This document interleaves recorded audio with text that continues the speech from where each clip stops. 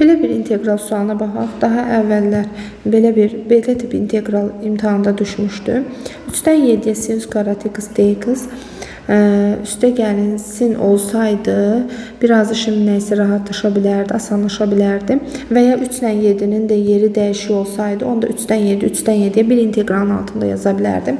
Gəlin onda dediyimiz kimi eləyək. Sərhədlərin yerini dəyişək. Biz də bilirik ki, sərhədlərin yerini dəyişən zaman qarşıya bir mənfi vermək lazımdır. Qarşıda da mənfi olduğuna görə sərhədlərin yerini dəyişəndə olacaq 3-dən 7-yə kosinüs kvadrat x dx şəklində alınacaq.